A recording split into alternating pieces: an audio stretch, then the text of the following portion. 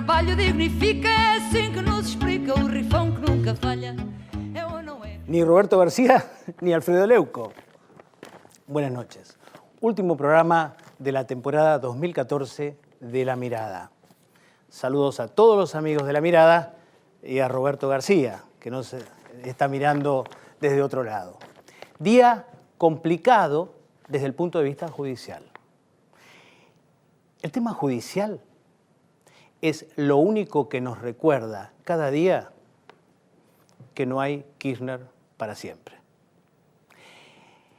En este caso fue el juez federal Bonadío quien le procesó y le impide salir del país al fiscal Gonella, quien ha hecho su descargo, pero está en esa situación, y que replantea toda la cuestión judicial que va a marcar todo el año electoral 2015 y probablemente, para desesperación de Cristina Fernández de Kirchner, mucho más allá.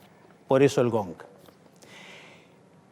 El tema fundamental acá es que Máximo Kirchner es la preocupación de Cristina. No tanto Florencia, porque Florencia está en otra cosa. Florencia Kirchner tiene nuevo novio, un Vaca Narvaja, obviamente empleado público. Está en otra historia. Pero Máximo Kirchner es motivo de preocupación de Cristina. Tema judicial, tema deuda externa, no van a tener ninguna vacación. Van a ser constantes. Y por eso hemos invitado hoy, les adelanto ya, tanto a alguien que nos va a contar la verdad, no nos va a zanatear en la deuda como haría un Bain, Guillermo Nielsen. Él dirá, oh, no, sí, como un Bain no. Guillermo Nielsen nos va a contar la verdad de lo que viene y de lo que está pasando. El tema electoral, que comienza en el 2015, y que será un tema que abordará García cuando regrese la temporada 2015 de La Mirada, lo vamos a abordar con uno de los precandidatos del Frente Renovador a gobernador en la provincia de Buenos Aires, porque la provincia de Buenos Aires, ya se sabe, es el distrito electoral más importante y es donde se juega gran parte de toda elección. Y además vamos a hablar del tema de los contribuyentes que están en una situación complicadísima frente a un Estado que nos come la cabeza, el corazón, el estómago, todo lo que encuentra. Pero antes vamos a repasar algunos incidentes que nos parecen clave en lo que fue el curso del 2014 y que usted va a notar que son temas que venían de arrastre y casi todos integran la lista de temas del 2015. Y es muy interesante repasar lo que hemos vivido este año. Este año comenzó el 3 de enero con los precios cuidados. Precios cuidados que fracasaron. Usted sabe que terminamos el año hablando de que los índices de inflación están mal hechos, precisamente un tema que intentó instalar el economista Bain en el Congreso de la Unión Industrial Argentina, pero que en su momento, el 3 de enero, se prometía que bajarían 7% todos los precios que estaban en esa canasta y que ahí se resolverían los problemas de los argentinos. La inflación no fue resuelta y la inflación es más del 35% en cualquier encuesta seria. El 17 de enero fue la otra fecha que hemos elegido del primer mes del año, que fue cuando se anunció el dólar ahorro. El dólar ahorro iba a resolver los problemas de demanda de dólares de la clase media y la clase baja argentina que quisieran dólares. Obviamente no fue resuelto, tampoco. ¿Habrá algún ministro de Economía en la historia reciente de los argentinos que haya fracasado tanto como Axel Kicillof y sin embargo sea bancado a rajatablas por la presidenta de la Nación sin alguna explicación ni de sus fracasos ni del motivo del resguardo? Febrero. Y acá sí voy a recurrir probablemente a los anteojos porque no tengo tanta buena vista como García, pero le recuerdo que el tema de la AFSCA y Clarín fue clave en el mes de febrero, ya le voy a decir la fecha con precisión. El 17 de febrero fue clave porque se dijo ese día que Clarín iba a ser dividido en pedazos. Termina el año y tampoco ha sido resuelto. O sea, el gobierno, muy ineficiente, por cierto, en alcanzar sus objetivos. Y después, el 19 de febrero, los sindicalistas y los empresarios se juntaron y dijeron: este año vamos a bajar el desempleo, vamos a dar empleo privado a las personas y por eso juntos vamos a apoyar un modelo industrial. Precisamente termina el año y hay un proyecto de ley de algunos sindicalistas para reponer algo así como el industrialismo por ley. El acuerdo que firmaron el 19 de febrero fracasó. Y Gerardo Martínez no sé de qué se va a vestir porque dijo: están atentando contra los principios de los años de la década ganada. Nadie sabe qué pasó. En marzo, el 17 de marzo, el Papa y Cristina por primera vez a solas en el año 2014.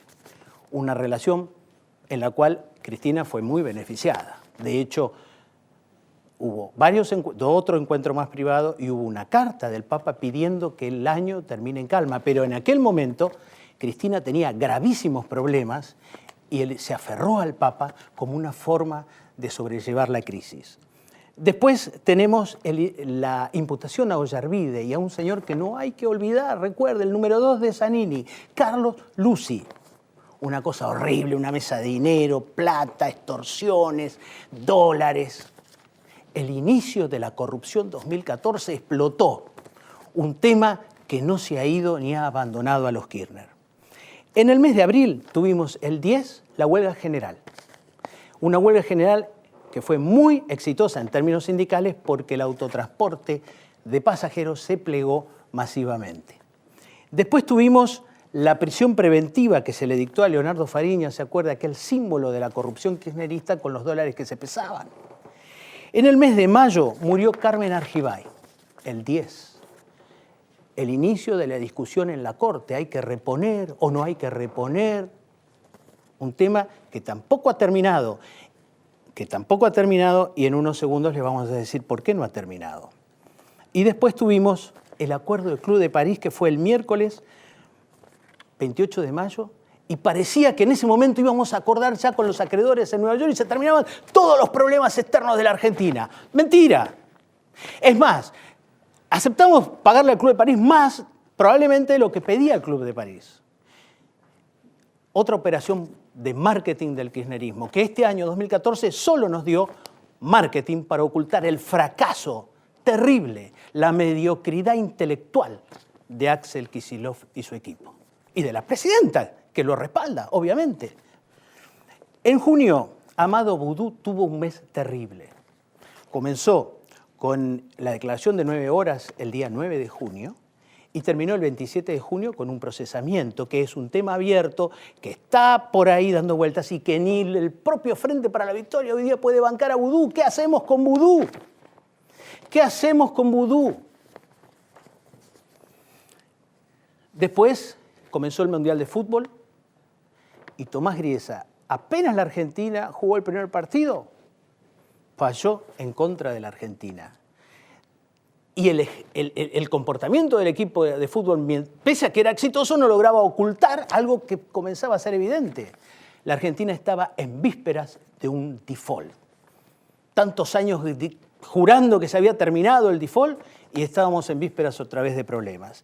Precisamente, el 30 de julio, Kicillof anunció que había fracasado la negociación externa y que la Argentina estaba en default. Él no lo reconoció. Él habló de lo que habla Kicillof. Desde entonces estamos en default. Y eso es grave porque nos faltan los dólares, que en un ratito vamos a hablar con Nielsen. ¿Qué puede hacer la Argentina para recuperarlos? En el mes de agosto, gran operación de prensa porque había que tapar el fracaso externo. Por suerte, dieron con el nieto de Estela de Carlotto, con Guido Montoya, y entonces con eso se pudo armar una gran operación y calmar la prensa que necesitaba de noticias. En el mes de septiembre, usted recuerda que el 13 de septiembre, sábado, Máximo Kirchner emergió en el Estadio Argentino Juniors y habló, y parecía que iba a ser la reencarnación de su padre Néstor. Sin embargo, las encuestas lo midieron y dijeron: pasemos a otro tema, con este muchacho nos vamos a la C o a la D. Después vino el segundo encuentro entre Cristina y el Papa. Cristina otra vez diciéndole: sálveme, sálveme, porque no sé qué hacer. Y otra vez, el Papa la ayudó. Y así pudo cerrar la agenda de ese mes y pasar a la de octubre, donde el 1 de octubre Cristina echó, porque lo echó a Juan Carlos Fábrega y puso al insignificante Alejandro Banoli de presidente del Banco Central. Un hombre que si le sacaran la capacidad de extorsión y presión policial sobre el mercado cambiario, seguramente no estaría como está, y cabe preguntarse qué va a pasar cuando no pueda mantener esa presión. Pero bueno, 1 de octubre, afuera Fábregas, cambio en el Banco Central. Después, el envío del proyecto, el día 10, envío del proyecto de Código Procesal Penal que explota la relación entre los jueces federales y la Presidenta de la Nación, porque es muy grave para el desarrollo de la tarea de los jueces federales. El inicio de esto que estamos hablando, Bonadío, Gonella, y va a seguir, no ha terminado. En el medio, el domingo 12-10 murió Petracchi, el ministro de la Corte, y otra vez, ya había muerto Argibay, muere Petracchi. El tema, ¿qué hacemos con la Corte? El domingo 2 de noviembre, la ministra de la Corte, Hayton de Nolasco, le dice al diario Página 12, hay que designar antes de enero, a más tardar en enero, el ministro que reemplace a Zaffaroni, que se va. Habían muerto 2, se iba Zaffaroni. Este es un tema muy delicado, que está por resolverse. Dicen que Ricardo Gil Lavedra está así. Creo que los opositores no se lo van a perdonar a Ricardo Gil Lavedra si insiste con eso. Pasamos al final de noviembre, el jueves 20, allanamiento de Otesur y Cristina de Kirchner, que comprende que puede tener problemas judiciales severos, ella y su hijo. Desprolijidad total de los Kirchner. Vamos a hablar con el contador Guillermo Locane sobre la responsabilidad de los contadores en ese tema.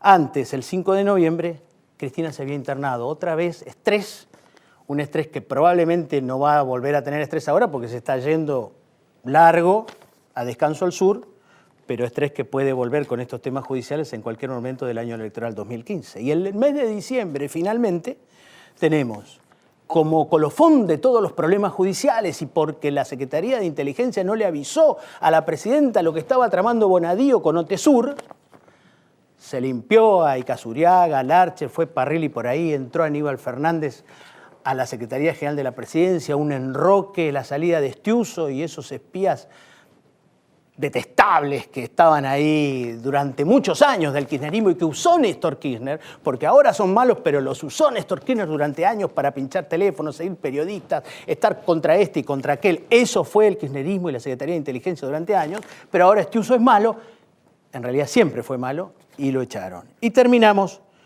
con un tema que obliga a una meditación. Estando la presidenta en la reunión del Mercosur, Estados Unidos y Cuba normalizan relaciones. ¿Qué dice de esto la presidenta de la Nación que hizo de las relaciones con Estados Unidos una pelea constante? Cuba va a la normalización y la Argentina, ¿cómo queda? Contradicciones terribles. Año 2014 no es para olvidar, pero es para tener en cuenta, sobre todo cuando haya que votar en el 2015. En unos días más, quizá unas semanas más, pero no más allá de febrero, Axel Kicillof va a intentar otra vez colocar deuda porque necesita dólares. Y mi pregunta a Guillermo Nielsen es, ¿qué pasa con las petroleras globales que con la caída del precio del crudo tienen un descenso en la calificación? Y le quiero preguntar si las petroleras van a ser o no competidoras de la Argentina a escala global en la búsqueda de recursos en el mercado. Ya están siendo porque ha ocurrido algo que creo que conviene explicarlo con cierto detalle. En estos últimos años, una de las áreas que absorbió muchísimos excedentes financieros, un tercio de las colocaciones privadas en Estados Unidos, fueron al sector energético o proveedores de servicios de petróleo y gas. Ahora, todos los cash flows que le daban respaldo a las distintas emisiones estaban hechos con el petróleo arriba de $100. y en algunos casos con bastante más de $100. Al bajar a 60, esto fue casi un efecto dominó en las cotizaciones de los papeles de las petroleras, que fueron, como dije, muy abundantes. 1/3 de la deuda emitida en los últimos años es deuda ligada a energía. Entonces, se da por primera vez una situación en que los inversores de New York tienen una oferta muy, muy grande, muy variada, de empresas del sector energético con papeles que están teniendo rendimientos tan altos o un poquito más que los argentinos. ¿Un poquito más? Un poquito más. Algunos un poquito más. Ojo, hay una combinación de riesgo. O sea, ¿cuáles de esos van a sobrevivir? ¿Qué empresas van a quebrar? Hay todo un trabajo para hacer. Pero es un trabajo que se lleva a cabo fundamentalmente a, digamos, 2 horas, 3 horas de avión de New York, con un marco legal mucho más previsible que el argentino, con el idioma que favorece y con un conocimiento muy grande del sistema financiero americano sobre la cuestión geológica. Entonces, ¿qué es lo que quiero decirles con esto? Argentina hasta ahora estaba sola en estos rendimientos altos, prácticamente sola. Y de golpe surge un competidor para los papeles argentinos por el lado menos pensado. Entonces, no es que mañana vayan a salir corriendo, dejando de lado los papeles argentinos para ir a los papeles energéticos. Pero va a haber un proceso gradual donde el atractivo relativo a la Argentina desciende. Y en este marco, Kicillof va a decir, voy a mejorar la tasa de interés y la va a subir. Nuestros bolsillos van a sufrir en el momento que haya que pagar intereses. ¿Y eso alcanza para tentar a los inversionistas? Bueno, siempre hay un número que alcanza. El problema es si el número que alcanza es digerible políticamente en el mercado interno argentino. Es un problema de digestión política. Si el número, por poner un ejemplo, fuese un 13%, creo que tendría serios problemas. Si el número es 9,50, por ahí... Bueno, eso es lo que dicen, que la presidenta de la Nación en determinado momento dijo, un dígito, así sea 9,99, me lo banco. 2 dígitos no. Ahora, 2 dígitos... Y 2 dígitos va a ser muy difícil evitar. No es que sea imposible, pero va a ser difícil y no depende de cosas del todo que haga la Argentina. De todas maneras, Kicillof lo que tiene en sus manos, y lo puede hacer con mucha facilidad, es un buen canje del BODEN 2015 por BONAR 24. Eso es muy fácil de hacer. Realmente, ahí no se necesita ningún banco de inversión. Perdón, que no funcionó. Bueno, no funcionó, pero hay cosas que no se entienden todavía. El sábado pasado fue muy interesante. Las cosas que dijo la presidenta, no me refiero sobre Kicillof, sino en un momento dado pidió que le recordasen la comisión que pedían los bancos. Y ahí, presurosamente, el ministro dijo $100 millones. Bueno, ese es un número que no nos cierra a nadie. La verdad que no entendemos a qué... Mucho dinero. Es mucho dinero por una operación como la que estaba prevista. $100 millones. Claro. Ahora, el canje del BODEN por el BONAR, desde mi punto de vista, no necesita un banco intermediando, un banco colocador. Eso es algo que se necesitan buenos números, que fueron dejados de lado en el primer intento de colocación. ¿Por qué? El valor técnico era el BODEN 2015 era 101. O sea, lo que tiene metido el papel dentro es 101. O sea, un funcionario público puede canjearlo por hasta 101 sin ningún problema. No hay problemas patrimoniales del Estado. Se eligió ofrecerlo a 97, que es muy bajo. Es muy bajo. El negocio no es ahorrar en el BODEN 2015. El negocio es postergar vencimientos hasta el año 2024. Entonces, si uno tiene eso en la cabeza, es muy fácil hacer esa parte.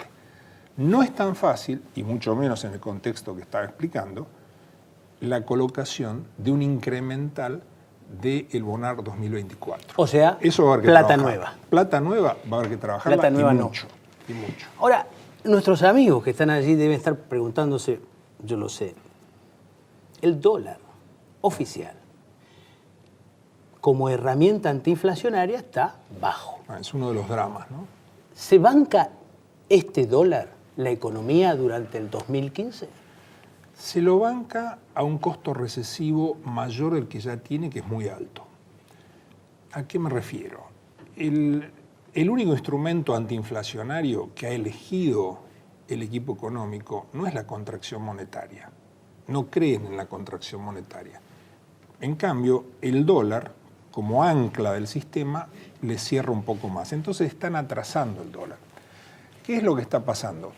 Junto con la caída del precio del petróleo, con la caída de la soja, está la revalorización muy fuerte del dólar frente a todas las monedas. Entonces lo que tenemos es que en la región todas las monedas se están devaluando frente al dólar, excepto el peso argentino. Argentina, por razones domésticas, está manteniendo un dólar artificialmente bajo, que a la vez es muy alto en términos de competitividad. Entonces, me temo que esto también conspira contra los resultados. En un año electoral va a ser muy difícil mantener una situación tan recesiva como la del último trimestre. O sea, si no hay expansión por el lado del tipo de cambio y otras reglas de juego, la obediencia a las reglas de juego, va a ser muy difícil mantener este nivel de empleo. Todo está dado como para que aumente el desempleo, lamentablemente. Salgo un minuto del tema de la deuda. Guillermo Nielsen está integrando el Frente Renovador con actividad en Ciudad de Buenos Aires. Así es. Distrito difícil porque tiene un dominio en las últimas elecciones de parte del PRO en forma, digamos, absoluta o importante. ¿Cómo se plantean las fuerzas de masa en la ciudad? Bueno, no creemos que sea tan difícil. El electorado de la capital federal es ante todo un electorado independiente, que en las últimas elecciones ha apoyado indudablemente a Macri, en otras elecciones hace no tanto tiempo atrás votó a López Murphy. En fin, siempre ha sido un votante realmente, en el mejor de los sentidos, independiente. Y ese es el votante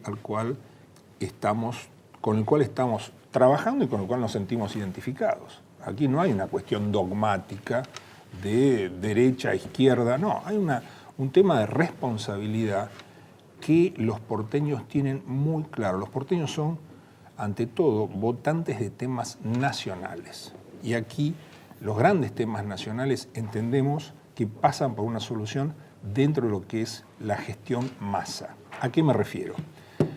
La complejidad que va a tener la herencia de este gobierno es muy grande. Todo el mundo se da cuenta o intuye las tremendas dificultades. ¿Cómo hacemos para reequilibrar el sector energético dentro de Argentina?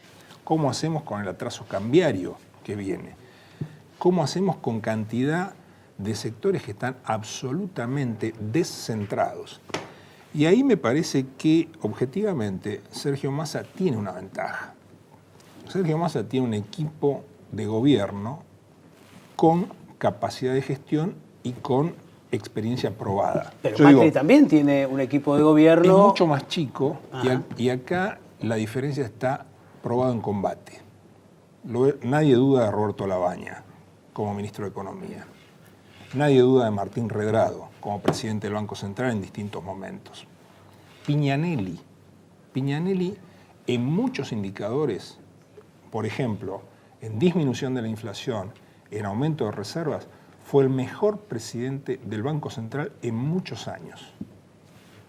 Entonces, este equipo me parece que en la medida en que avance el año y sean más evidentes las dificultades económicas y las dificultades, sobre todo, de gestión. Acá hay un problema de gestión. ¿De gestión a nivel nacional o a nivel de Macri? No, de gestión a nivel nacional. El gobierno posterga cosas.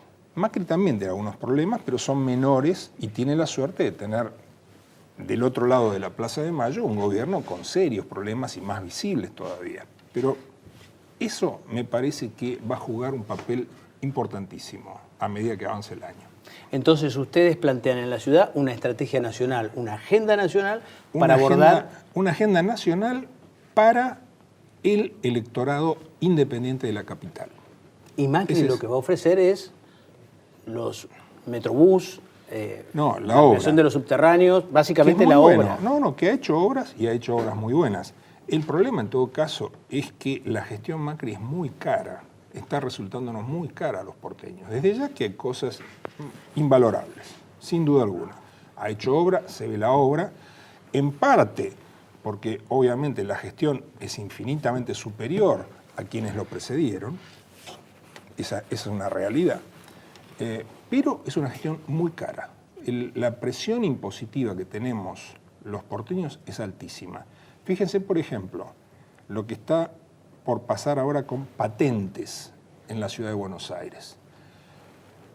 El gobierno nacional, como forma de frenar las importaciones de autos, puso un superimpuesto a los autos llamados de lujo, ¿no es cierto? Que rápidamente fue abarcando otras categorías de auto, no eran tan lujosos para empezar, pero fue, con la inflación que tenemos, fue abarcando otras categorías de autos. Y lo que está haciendo el gobierno de la ciudad es convalidar ese aumento diciendo que los autos de lujo la patente de los autos de lujo va a aumentar el 50%. Que en realidad no es por eso. Se han aumentado esos autos, es por el superimpuesto que le ha puesto el gobierno nacional, no porque sean de lujo. Bueno, esta situación de relajación respecto a una buena gestión, de pensar bien las cosas y de hacer algo más acertado, está dejado de lado en estos momentos. Y concretamente nos está costando muchísima plata. Vuelvo al tema de la deuda. Sí. ¿Cuál sería la peor noticia judicial que podría recibir Cristina Fernández de Kirchner desde Nueva York? Bueno, hay muchas porque en realidad el gobierno yo lo veo paralizado frente a lo que pasó en New York. Y lo único que no puede hacer el gobierno es paralizarse frente a la adversidad del fallo de Griesa. Yo he hecho una propuesta de litigar en las Islas Caimán y hasta ahora no ha pasado absolutamente nada. Y esas son cosas que hay que hacerlas. ¿Tu propuesta es? Mi propuesta es litigar en un lugar de common law. O sea, fíjense ustedes, acaba de pasar algo, va a haber buenas noticias, me aparto un poco, pero va a haber buenas noticias en el plano judicial y las buenas noticias van a venir de los tribunales londinenses. El tema de Donde Soros. Soros, que tomó muchos de los argumentos que yo estoy dando, va a dejar en claro que el juez Griesa se excedió y le dio un alcance internacional a los tribunales de Manhattan que no tiene. Por eso Argentina debería estar, sin pérdida de tiempo, litigando en Caimán. ¿Cuál es la mala noticia que seguramente va a recibir? Es lo que se llaman los Me Too's, o sea, yo también. Aquí Argentina dejó la silla vacía, no en el sentido de chacho, la silla vacía la dejó con el Special Master, el mediador, el facilitador Pollack, que designó Griesa, Pollack, dejó la silla vacía y eso nos va a costar que estos que han ganado van a estar acompañados por una cifra muy importante de Me Too's. Ya no van a ser 1.650 millones de dólares. La cifra puede acercarse a los 9.000 millones de dólares con la adición de los Me Too's. ¿A eso le estamos llamando aceleración? No, aceleración es otra cosa. Aceleración es con los bonos nuevos, es con los bonos que vinieron al canje, y ese es otro capítulo, que es el capítulo de la Rufo. Vence la Rufo, durante muchos meses el equipo económico vence ahora, lanzó, el día 31. El 31. El equipo económico lanzaba trascendidos con tus colegas, se cruzaban cuantos colegas, decían, en enero arreglamos, se vence la Rufo. Yo creo que no van a arreglar. Creo que no hay voluntad de arreglar y creo además que sin litigar en Caimán sería un error. Sería un error muy serio. Pagaríamos muy caro todo esto. Entonces tenemos un escenario muy complejo. Un Tenemos escenario, los Me Too, sí. tenemos la aceleración posible. Sí. Y los problemas de si captamos o no dólares. Sí, es así. ¿Y eso cómo pega políticamente? Y el gobierno, yo veo al gobierno paralizado. Yo no veo al gobierno en una gestión decidiendo cosas y avanzando. Los veo ahí. Y eso te mata. Y Cristina en esto, ¿vuelve al escenario de fragilidad en toda la economía que caracterizó a gran parte del 2014? Porque nos han vendido que estamos bien, que hemos superado lo peor, que no explotó y que, papa mediante, terminaremos sin problemas el 2015. ¿Esto es realizable en este escenario? ¿Y la gente lo cree? ¿La gente está creyendo ese discurso, ese guión hollywoodense? ¿La gente lo cree? Yo creo que no. Hay cosas que han ido mejor de lo que se esperaba. El enfoque stalinista de control del dólar blue dio resultados y hay una sensación de alivio objetiva. No será la forma que más nos guste a quienes amamos las libertades individuales, pero les dio resultados. ¿Se puede prolongar este stalinismo en el manejo del tipo de cambio mucho tiempo más? Yo tengo serias dudas. Gracias, Guillermo Nielsen. A ustedes. Ustedes ya saben, los que tengan dólar, encuentren algún dólar por ahí, me parece que lo deberían pensar antes de gastárselo en estas vacaciones. En un minuto, elecciones 2015, Gustavo Posse. 2015, año electoral. Usted sabe que el gran tema del 2013 fue que se terminó la RR. 2015 es sin Cristina porque no hay RR. Provincia de Buenos Aires es un distrito clave en un escenario electoral. Estaba mirando la Encuestar, ¿no? Y es una encuestadora que hizo un estudio, 1.200 casos telefónicos en la provincia de Buenos Aires. Y si bien Martín Insaurralde lidera cuando se pregunta a quién votaría, también lidera cuando se pregunta a quién no votaría. Y en la relación a quién votaría, a quién no votaría, sugestivamente termina beneficiándose nuestro entrevistado Gustavo Posse. Buenas noches. Bien, un gusto. ¿Cómo es en este momento la idea de presentarse en el GBA? ¿Desde dónde se para un intendente de San Isidro? ¿Desde San Isidro, que puede ser un municipio X, que no refleje toda la provincia? ¿O se cambia el discurso para ir a la provincia? No, uno dice que lo que se hizo en San Isidro y lo que se hizo en muy buenos municipios es lo que se debe trasladar a la escala grande de la provincia. Pero aparte, a ver, el segundo polo de salud del país es San Isidro, porque tiene 3 hospitales públicos, por los centros de atención primaria, porque la más baja mortalidad infantil, cuando antes era la más alta, al momento del inicio de la democracia, por la no atención de las causales que tienen que ver con la mortalidad infantil, y hoy es la más baja de todo el país y de todos los países de la limítrofes. Entonces, uno, ¿qué es lo que dice? Que se pueden hacer las cosas y ensancharlas en la escala grande de la provincia. Vamos al segundo polo educacional del país, es San Isidro. La mitad de la matrícula privada está en San Isidro, además de que es imponente la cantidad de establecimientos Pero públicos. La Matanza tiene otra situación. Entonces, un tipo La Matanza, ¿cómo hace con San Isidro? La Matanza es nuestro país también, y uno dice, lo que se puede hacer en estos lugares se debe trasladar a La Matanza. Si la mortalidad en La Matanza es alta, ¿qué es lo que hay que hacer? Hay que trabajar el tema del agua potable, llegar al 100% agua potable, llegar a la totalidad de las cloacas, llegar a la cuestión de los desagües, trabajar la cuestión de la primer napa. Así empieza la salud en la humanidad, agua potable, servicios sanitarios, la cuestión de cómo es el suelo, que los suelos sean vivibles.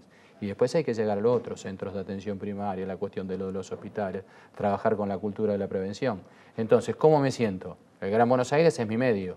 Y nosotros en San Isidro atendemos a muy buena parte del Gran Buenos Aires. Como también la ciudad atiende. La ciudad atiende del Gran Buenos Aires a la zona oeste y a la zona sur. Y San Isidro atiende a buena parte de la zona norte y de la zona oeste. Ahora, la provincia de Buenos Aires vive de la nación desde hace tiempo, ha perdido la capacidad de autofinanciación. ¿Cómo se hace para que un gobernador recupere eso? Porque hoy día Scioli es un prisionero, como Felipe lo fue de Néstor, Daniel es de Cristina. Lo primero es recuperar el dinero de los bonaerenses. La ley dice, así como Antonio Cafiero cedió 6,5 puntos de la coparticipación junto con Raúl Alfonsín hizo una ley que decía que se distribuía a partir de ahí el 48% del ingreso nacional. Hoy se distribuye el 26%.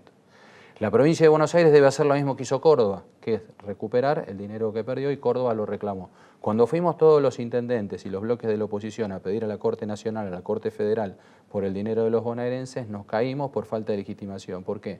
Porque el gobernador no quiso firmar y no lo dejó firmar el fiscal de Estado. Entonces, primero, recuperar el dinero, no peleándonos, haciendo equipo con el presidente, haciendo equipo con el resto de los gobernadores. La siguiente cuestión, es, además de que recuperamos el dinero, cuidemos el uso del dinero. Y ahí va mi cuestión desarrollista, además de radical. Primero lo prioritario, después lo accesorio, primero lo importante, después lo que no es importante, tal cual hice en San Isidro. San Isidro hoy exhibe una marca ciudad. ¿Por qué? Porque primero hizo todo lo que está debajo del suelo, lo que no es político. Bueno, fuimos a elecciones muchas veces haciendo cosas que no se veían. Pero hoy eso marca que es un distrito que cuando buena parte de la provincia se inundaba toda, San Isidro no se inundaba, la ciudad no se inundaba. Bueno, porque primero hacemos lo prioritario, después lo que se ve. Y lo mismo vamos a hacer en la provincia. Primero lo prioritario, recuperar el dinero y después cuidar el uso del dinero para hacer lo que se necesitan.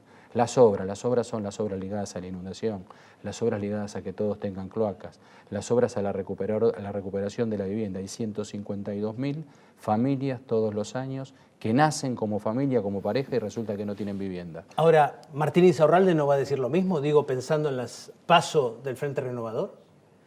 Bueno, por lo pronto tendría que ingresar al Frente Renovador. Última referencia es votando las leyes del Gobierno Nacional en el Frente por la Victoria hasta la semana pasada. Digo, votando leyes muy graves, la ley de abastecimiento, leyes que en el campo dicen que los llaman por teléfono del Banco Nación y les dicen, te llamo porque nosotros te retiramos todos los créditos y además te decimos que desde la AFIP se va a aplicar la ley de abastecimiento. El procesamiento que ya hay sobre sindicalistas con la ley de abastecimiento. Entonces, digo, no me veo en el mismo espacio que una persona que vota todas las leyes nocivas para el crecimiento de la Argentina.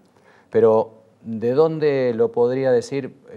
Usted me preguntó por Insaurralde, yo tengo que contestarle, lamentablemente tengo que contestarle, me hubiese gustado que no me lo trajera al reportaje, pero bueno, son las reglas de juego, el periodista manda en un reportaje. En el GBA, Insaurralde lo diría desde 4 o 5 veces la más alta mortalidad infantil en relación a la media nacional, le falta el 80% de las cloacas, el 60% del agua potable y es el distrito donde más dinero hubo de todos los distritos del país. Nadie puede venir con el tema de que es un distrito pobre. Se mezcla la cloaca que está en el suelo con la primer napa. A ver, yo recorro Lomas, Cuartel Noveno está es el lugar de mayor mortalidad infantil en virtud de toda la no atención sanitaria. Entonces, no puede tener el mismo discurso quien hace lo que todo debe hacer en el debajo del suelo, lo que no es político, el caso de lo de San Isidro, que quien se dedica a la cuestión, que es la más exultante, pero que no tiene que ver con el trabajo. Pues usted hace unos días instaló un tema que de pronto creció en los medios, que fue el tema de que Massa y Macri acordaran algo frente al año electoral. ¿Cómo quedó eso? Primero, los candidatos principales tienen que acordar políticas de Estado. No puede ser una campaña de foto y foto y foto y foto. Si vamos a tener 180 días de elecciones, agregados de que en la ciudad de Buenos Aires además empiezan otros 100 días antes, bueno, por favor tratemos políticas de Estado. La siguiente cuestión es, yo creo que el gobierno ahora está fuerte. El gobierno logró tener a su mejor candidato, que es Daniel Scioli. No sería él nunca mi candidato, pero debo reconocer que él es el mejor candidato del gobierno nacional. Y es un candidato parado arriba del pedestal de un sector social que existe, que es el kirchnerismo. A ver, Cristina, Scioli, Frente por la Victoria, la mayoría del PJ que lo sigue, los movimientos sociales, la Cámpora, etcétera, hay un sector social. Ahora yo digo, no hagamos como el año 2009-2011, que resultaba que todos eran presidentes y después Cristina le sacó el 54%. Entonces, no hay que subestimar al rival. Si se pudiese dentro de un lugar donde estén Macri, estén Massa, estén todos los hombres de buena voluntad que quieran hacer un polo para que haya alternativa en la Argentina, y bueno, que se pueda decidir en ese lugar. La gente no quiere que nos dividamos.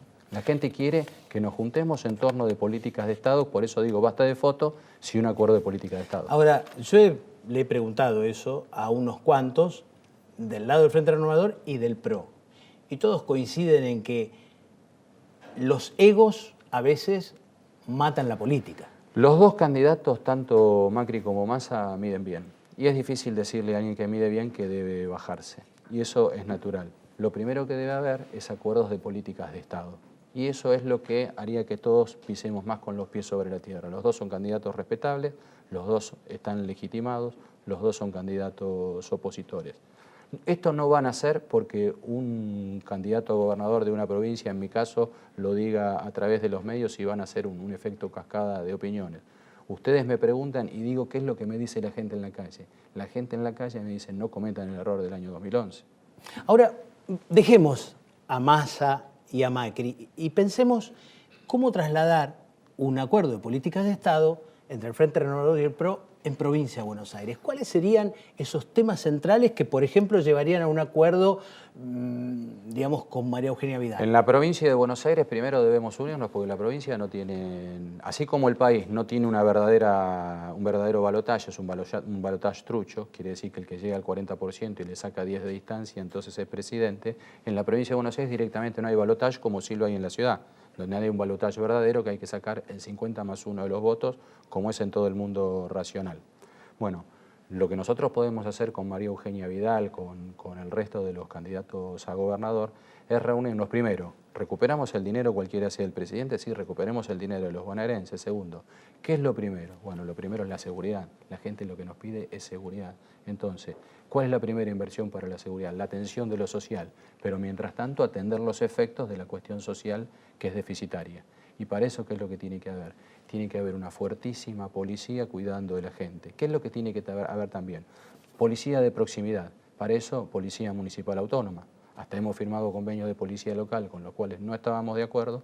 ¿Cómo no vamos a ir adelante con lo de que haya una policía para cuidar de la gente cuando entra y sale de las casas, cuando llega al colectivo?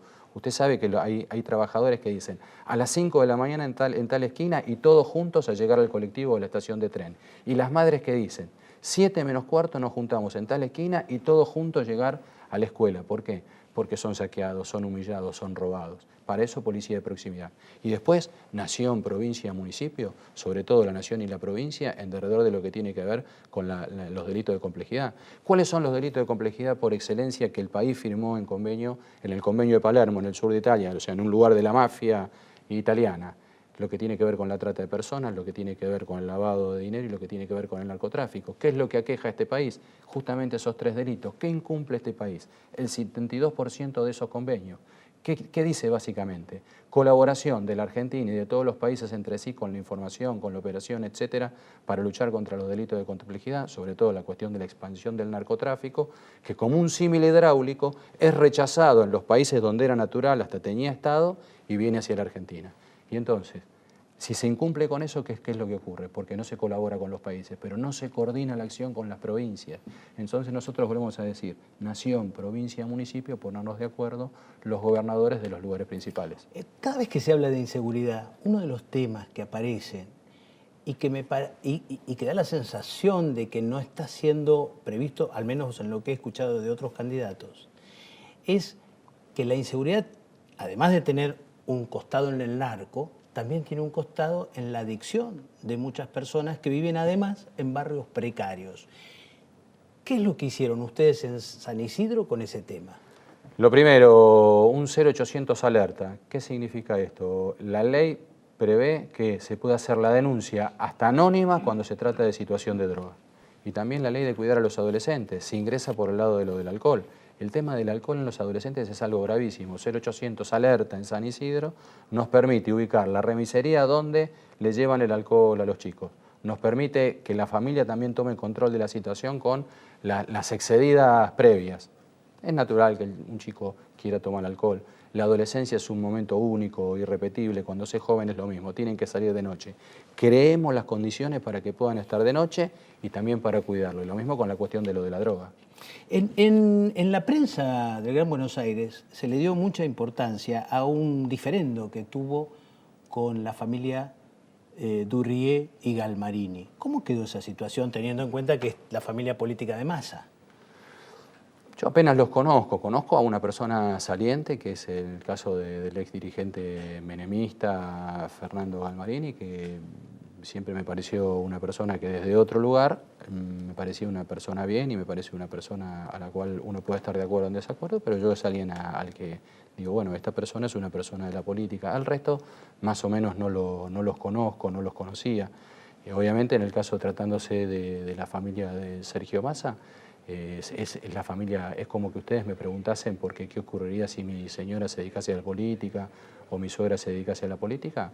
Qué sé yo pediría respeto y también a ellos les pediría que, bueno, tengan en cuenta que también de alguna manera llevan mi apellido y si quiero ser presidente de la nación, cuidemos todas las cosas que hacemos. Pero la verdad no los conozco mucho. Hace unos días se reunió con Massa, ¿no? Massa juntó a todos los precandidatos lanzados. Sí, ¿Qué fue lo que surgió ahí? Porque tengo dos versiones distintas. sí. Una que la de Carilino, que se reunió después con otros intendentes, y otra de Mónica López, que dio un reportaje a una radio. Quiero conocer la versión de Pose. Fue una reunión buena, una reunión además generosa en el sentido de que buena parte de los que estaban ahí no van a ser candidatos. Una cosa es ser candidato a gobernador y uno poder venir a un programa de televisión y está bárbaro, se toma un taxi y viene acá a la capital federal y accede a un buen programa, un periodismo, audiencia, una pantalla de primera o una radio que lo llame por teléfono a la mañana, o ir a un piso de radio, y otra cosa es recorrer todos los distritos de la provincia de Buenos Aires, 135 distritos, hacer 600 kilómetros los fines de semana, volver, tomar compromisos, ayudar, entender el lugar, decir quién puede ser el candidato a intendente, entender que el candidato a intendente entienda nuestra política provincial. Eso es ser candidato. La reunión fue una reunión amplia en la cual, lógicamente, mucha gente que al estar sentado podíamos acordar cuáles eran los 5 puntos más importantes nacionalizados de la provincia. La cuestión de la salud, la cuestión de la educación, la cuestión de lo social, la cuestión de la obra pública de base, esa es la que se debe hacer debajo del suelo, la que previene las inundaciones, la que trae cloacas, la que trae agua corriente, y la cuestión de lo de la seguridad. Entonces, el acuerdo, lo que fue muy, muy importante, es todos hablar lo mismo, sobre todo teniendo una cuestión de una campaña presidencial en la provincia de Buenos Aires. Después el resto son cuestiones a las cuales nos tenemos que dedicar los políticos, que es cómo se organiza una elección. ¿Y se habló de Insaurralde y Narváez o no se habló?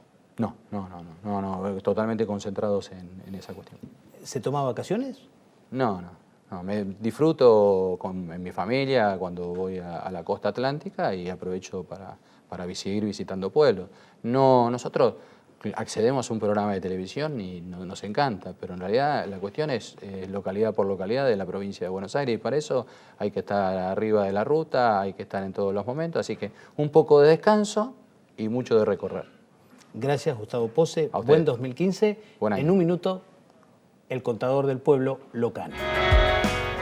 Le digo la verdad, como contribuyente estoy cansado. La FIP, las provincias o la ciudad de Buenos Aires. En el caso de los que viven en provincia, además los municipios, resultan una pelota impositiva insoportable. ¿Cómo puede derivar esto, contador Locane? ¿Cuánto más pueden resistir los contribuyentes en estas condiciones? ¿Puede haber una rebelión de nosotros, los contribuyentes? No, ya la hubo. Acá hubo 2 en los últimos años. ¿Cuáles? Y en el 2008, él mismo lo reconoció, hace poco leía Grocopatel, que dijo, la 125 fue una verdadera rebelión.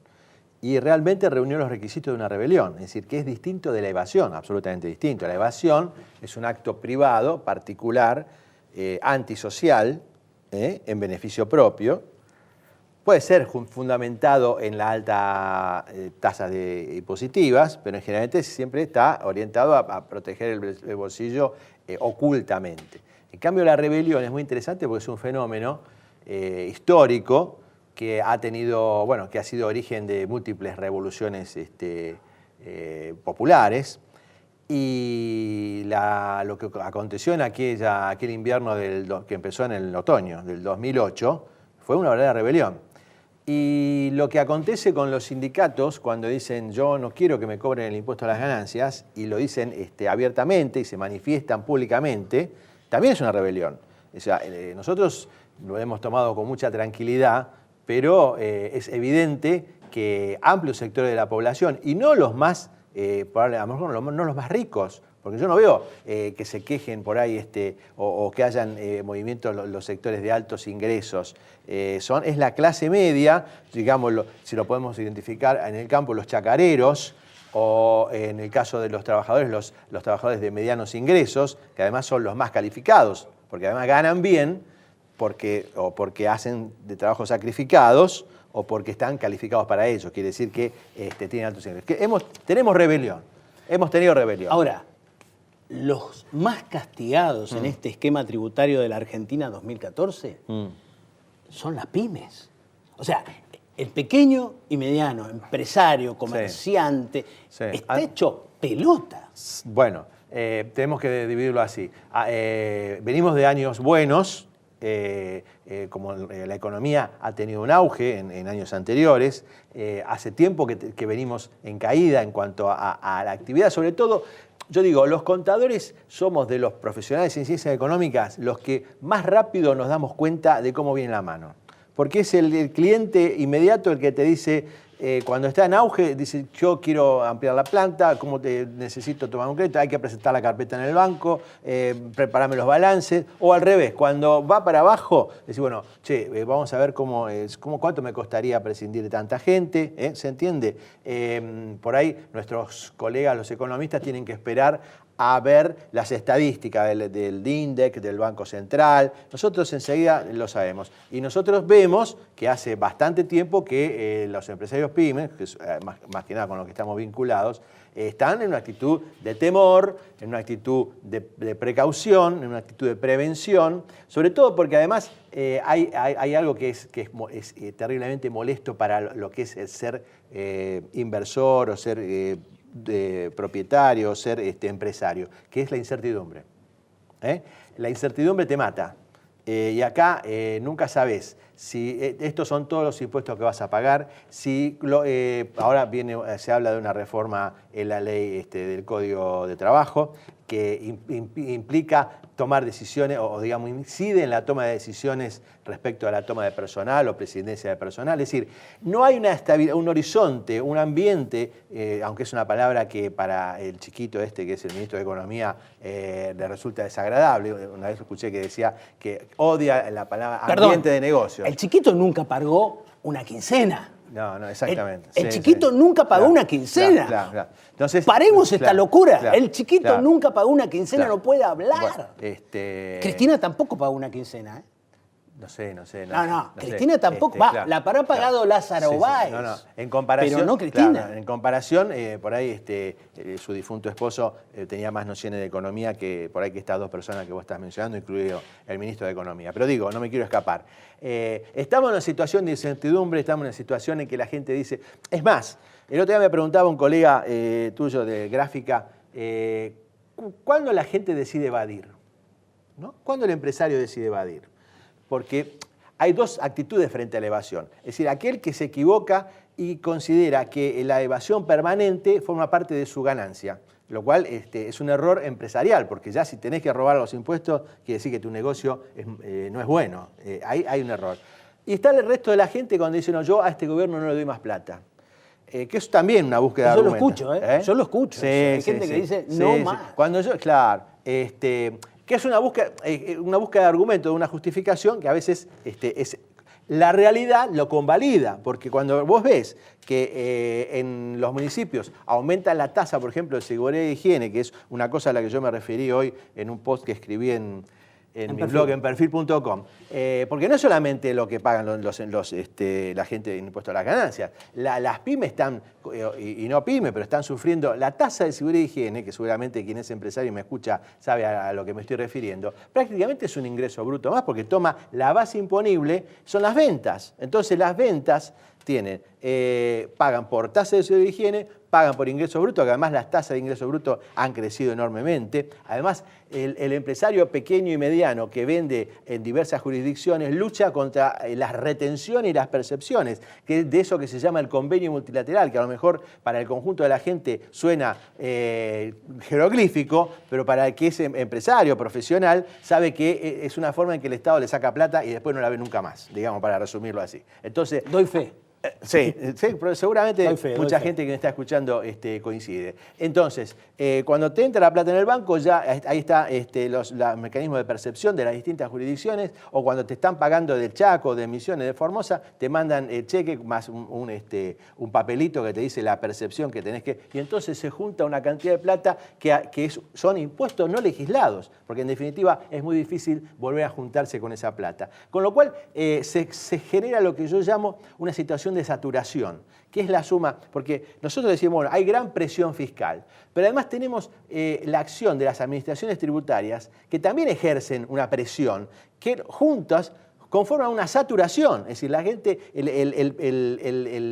conjunto de la población, de los que pagan impuestos, vamos a hablar, hay mucha gente que no paga impuestos porque no llega a tener un ingreso que lo justifique. Pero digamos, muchos de los que pagan impuestos están en una situación de saturación. Entonces, nosotros vemos que hay jurisdicciones que inventan impuestos, como por ejemplo, hay municipios que inventaron la tasa accesoria al combustible, y nadie dijo nada, y entonces ya es y otros lo ven que no lo quiso hacer, lo ve que otro lo hizo y dice, bueno, pero yo, ¿por qué no? Y entonces dentro de poco vamos a tener esa tasa en todo el país. O situaciones de abuso también en la administración tributaria, como por ejemplo cuando la AFIP te suspende el quit o te quita el quit, cosa que ya la Corte Suprema de Justicia ha dicho que no corresponde, que es anticonstitucional, y la AFIP no le hace caso. Lo sigue haciendo, no lo hizo a Procter & Gamble hace poco, que es una multinacional. Claro, exactamente. Entonces, toda esa situación, voy a decir, bueno, si se lo hacen a PIG, ¿cómo no se lo van a hacer al kiosquito de la esquina? Entonces, esa situación. Ahora, ¿cómo puede ser que Chegaray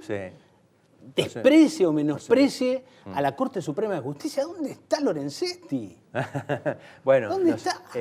Yo no quisiera personalizar, pero evidentemente cuando se diseñó el esquema de administración tributaria, yo vengo de un congreso hace poco del Colegio de Graduados que se hizo en Mar del Plata, y hay un conjunto, yo no quiero personalizar en la figura del jefe de la AFIP, pero hay un conjunto de situaciones que los contribuyentes viven y que los contadores conocemos muy bien, que conforman toda una falta de respeto, de consideración, porque se basan en un concepto que para mí es equivocado. El Estado tiene la potestad indiscutible de cobrar impuestos, pero la administración tributaria los tiene que cobrar a derecho, no como quiere. ¿Se entiende lo que digo? Es decir, es un impuesto que está legislado ya desde la Carta Magna, donde dijeron, bueno, basta, acá los impuestos tienen que pasar por el Congreso, está legislado, valen. Pero la administración tributaria muchas veces comete excesos y abusos, a pesar de que tenemos que reconocer que ha crecido en capacidad de ejecutividad. O sea, es una administración tributaria que es mirada con admiración de parte del mundo. Hemos crecido en eso. Sí, si no flagelan. No, me refiero mira lo que soportan los argentinos. Por la capacidad tecnológica que ha desarrollado. Eso es así. Ahora, un tema, ingresos brutos. Sí. Desde la época de Cavallo se habla de que se pueden llegar a eliminar, hubo una invitación a eliminar los ingresos brutos. Nunca ocurrió. Claro. Hoy día los ingresos brutos pesan mucho. Claro, son una fuente. ¿Cómo se reemplazaría los ingresos brutos? No, eso se lo imaginaron. La última reforma tributaria más o menos pensada que hubo acá en Argentina data del año 74. Cuando un nuevo gobierno mandó al Congreso una nueva ley, se reemplaza aquella ley de impuesto a las ventas, fue el IVA, en reemplazo de rédito fue ganancias, y se eliminó lucrativas, que era el ingreso bruto de aquella época. Se eliminó, se dijeron, no, con el IVA alcance y sobra. Y el IVA empezó con una tasa del 8. Creo más de 2 dígitos, pero 11, una cosa así. Además, no era generalizado. El que generalizó el IVA fue Cavallo. Y además el que le dio a los bancos la posibilidad de cobrar el IVA sobre los intereses, que es una cosa que yo vengo sosteniendo que hay que eliminar, porque no puede ser que vos tomás un préstamo personal, no digo las empresas, porque las empresas el IVA que le cobran sobre los intereses lo descarga, pero la persona, el consumidor final que toma un préstamo personal, el Estado, que dice que las tasas de interés están caras y qué sé yo, y las quiere subsidiar y qué sé yo, le cobra el 21%. Entonces, la subsidia y le cobra el IVA con el 21%. Ahí hay un contrasentido que sería fácil de resolver. Pero digo, ahora lógico, nosotros estamos inmersos en un momento terrible de la administración tributaria y de los impuestos. ¿Por dónde empezar? Yo creo que hay que hacer una short list. O sea, no creo en las grandes ideas de reformas tributarias integrales. Es muy difícil. Es como sentarse a decidir, bueno, yo creo que es más difícil que armar un campeonato para que lo que le costó a la AFA armar el campeonato del año que viene. Digo, es mucho más difícil pensar en hacer una reforma tributaria integral. Pero hacer short list, o sea, listas cortas de lo que hay que hacer, con el IVA, con ganancias, con las retenciones. Hay cosas que se pueden hacer. Con el IVA, eliminar el IVA sobre los productos de primera necesidad para aquellos que tienen la tarjeta, que se lo pueda acreditar directamente en la tarjeta, tanto para ellos como para los jubilados. También en la canasta básica escolar. eliminar el IVA sobre los intereses bancarios, para que la gente no termine pagando los intereses más un 21%. Eliminar las retenciones sobre determinados productos regionales, que ya casi todo el mundo, mismo todos los candidatos están coincidentes, empezando por el trigo, la carne, los regionales. Es decir, hay una serie de cosas, una lista corta en la que recién escuché que... Justamente voy a eso. No sé si usted captó, pero hoy en este programa, en los 3 reportajes, han surgido temas de acuerdos necesarios, imprescindibles, entre aquellos que vayan a gobernar, al menos desde la oposición, en el tema de la deuda externa, en el tema de la provincia de Buenos Aires, en el tema de la nación y ahora en el tema impositivo. Claro. Urge un diálogo, un acuerdo en lo que van a hacer, más allá de los egos personales, ¿no? Exactamente, me pescaste la idea totalmente, porque yo creo que en temas tributarios, por eso digo, no plantearse juntémonos para hacer la gran reforma o para decir, bueno, ¿cómo hacemos para que podamos distribuir los impuestos de otra manera entre las provincias? Es muy difícil, pero lista corta, acordamos cosas. Y también la administración tributaria, es decir, hay cosas que ya no se tendrían que hacer, como los sistemas de percepción directa sobre las cuentas bancarias sin que el contribuyente después lo pueda deducir, o determinadas cuestiones como en muchos países se ha resuelto con leyes del contribuyente, de los derechos del contribuyente, sobre los cuales yo escribí mucho en este año y que tengo la suerte de pensar que muchos colegas, distinguidos colegas, han coincidido en el último congreso del cual participé. Locane, imagínate que yo soy José Otesur, ¿sí? Y digo, Locane, ¿usted puede ser mi contador?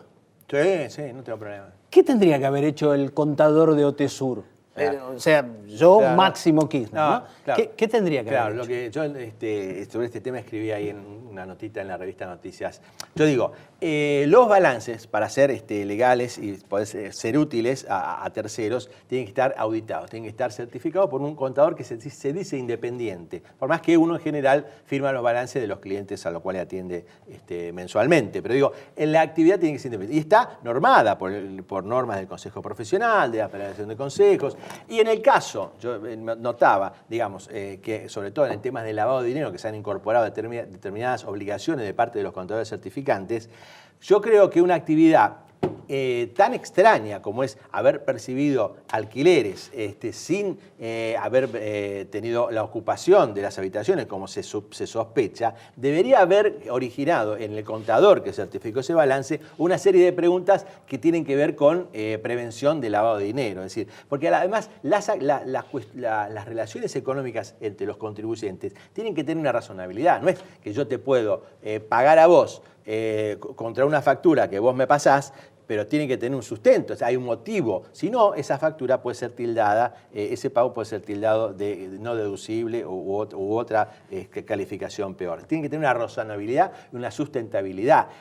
No parece lógico que alguien haya alquilado un periodo, pero te podés haber equivocado y decir, lo voy a alquilar, pero al tercer o cuarto mes que está desocupado, ya eso tendría que haber terminado. Quiere decir, no tiene lógica esa operación y tan prolongada en el tiempo. Por eso me llamó la atención qué habrá pensado el contador certificante. Eso fue nada más la pregunta que hice en esa nota, ¿no? ¿Qué habrá hecho el contador? ¿Y qué habrá hecho? No sé, ahora resulta interesante averiguarlo y creo que es posible porque leí que fueron presentados los balances. O sea, que los que no estaban presentados fueron presentados, con lo cual el contador certificante tenía 3 opciones. O sea, emitir un informe sin objeciones, con objeciones parciales o abstenerse de opinar. Si se abstuvo de opinar, estamos en problemas para la empresa, ¿no? En este momento, entre impuestos nacionales, impuestos provinciales, impuestos municipales, ¿cuánto estamos garpando de impuestos? Sí. Yo, bueno, hay que ver cómo termina el 2014, pero estamos cerca del 40%, ¿no? 40 puntos de PBI, 40 puntos de PBI, 38, 40 puntos del PBI. Es una marca importante, es decir, es como si vos, si fueras a un restaurante, te están cobrando como el mejor restaurante, con lo cual no es malo si la comida que te dan corresponde al mejor restaurante. Ahora, lo que la gente ve es que por ahí la comida que le sirven, o sea, lo que retorna en compensación por los impuestos que está pagando, en realidad es como si iba a comer una fonda de 4ª categoría, ¿no? Desde que sos contador, Sí. ¿cuál es el gobierno en el que menos impuestos se pagó? No, sí, está bien la pregunta. Yo en realidad creo que los impuestos empezaron a hacer sentidos en el bolsillo de los argentinos a partir de la década del 90 y sobre todo a partir de una gestión que fue la del contador Tachi, recordado por todos en la AFIP. ¿Por qué? Porque bajó a los evasores. Porque no solamente bajó los evasores, sino que hizo una cantidad de cosas. Es decir, impuso una mística, le cambió la mística a la AFIP, a la DGI todavía en ese momento, la dotó de recursos. Hoy la AFIP son los empleados mejores pagos del país, de la administración pública. Entonces, no solamente eso. Hasta el momento ese, hasta anterior a la década del 90, en realidad los impuestos eran una fuente de recursos de la cual todos los políticos o los que estuvieron en el poder no se preocuparon mucho, porque tenían la inflación, la emisión y tenían el endeudamiento. Es decir, esas fueron las tres fuentes principales. Los impuestos nadie se quería meter mucho con eso y hubo tasas bajas. ¿Es posible cumplir la promesa de Macri de bajar los impuestos? Digo, él en la Ciudad de Buenos Aires no lo hizo, pero digo, en la Nación, ¿es posible bajar los impuestos? Yo no escuché que dijera bajar los impuestos. Creo que dijo los trabajadores no van a pagar más impuestos a las ganancias, algo dijo de las retenciones. Lo dice las declaraciones de Macri yo las voy viendo como muy inteligentes en cuanto a que suenan de una determinada manera, pero después no es tan así, digamos, porque después viene la relativización y dice, no, bueno, el impuesto a las ganancias va a continuar. Hay que buscar la forma que los trabajadores no lo paguen. Con lo cual, yo quisiera una sola cosa. Terminar con la idea de que lo que hay que hacer es bajar los impuestos.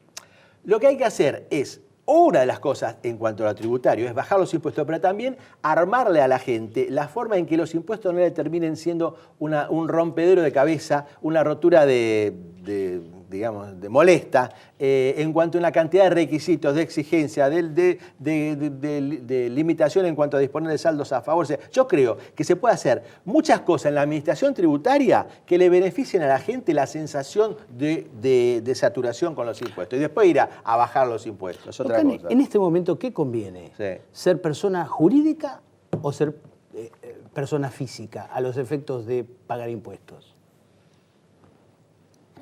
¿Sabes qué pasa? Esa pregunta, hace unos años... hace unos años... Digo, al no modificarse la tabla de liquidación del artículo 90 de la ley para las personas físicas, pagan todo el 35%. Las sociedades pagan el 35% de impuesto a la ganancia. Las personas jurídicas pagan el 35%. No tienen escala, pagan el 35%. Las personas tienen escala. Pero cuando la escala quedó atada a los números del año 2000... vos te das cuenta, y es una de las quejas que tiene siempre la CGT, que la aprendió después de varios años en que le costó aprenderlo, que no era solamente las deducciones que había que pedir. Había que pedir aumentar la escala de liquidación del gravamen, con lo cual no sé si te respondo, pero quiero decir que las personas en general están pagando tasas del 27 al 35%. Igual que los contribuyentes. Igual que las personas jurídicas. ¿Cómo quedó el tema de ganancias en cuarta categoría? Es decir, la ganancia que graba salarios. Sí. ¿Cómo quedó? Cristina anunció eso y ya pasó, claro, sí, todo quedó atrás. Sí, fue una cosa extraordinaria, porque todo un reclamo. Le dio un cachito así, se acabaron los reclamos. ¿Qué sé yo? A mí me llamó la atención, porque en definitiva en el año 2014 no hubo una sola modificación en cuanto a mínimo. Una cosita así y después los bonos. Es decir, el sector privado terminó garpando lo que el Estado se quedó.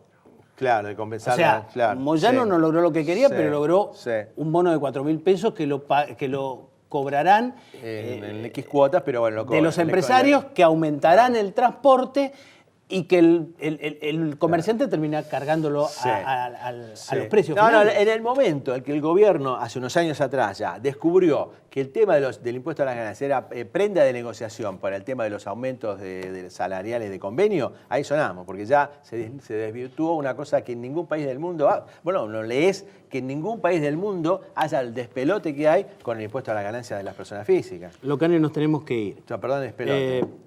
A ustedes... En el año 2015, Roberto García los espera, pero antes yo le quería dejar un pequeño mensaje que sea además fuente de inspiración al comenzar el 2015, que es un pequeño texto que encontramos por allí en una bibliografía. Y dice así: la mayor necesidad del mundo es la de hombre, y yo le agrego, y mujeres, que no se vendan ni se compren. hombres y mujeres que sean honrados y sinceros en lo más íntimo de sus almas. Hombres y mujeres que no teman dar al pecado el nombre que les corresponde. Hombres y mujeres cuya conciencia sea tan leal al deber como la brújula al polo. Hombres y mujeres que se mantengan de parte de la justicia aunque se desplomen los cielos. En un año de muchísimos avatares judiciales como el que viene, que pueda ser fuente de dirección y de reflexión. Muchas gracias, Locane, y ustedes una buena Navidad, un buen comienzo de año. García y compañía los espera en el 2015.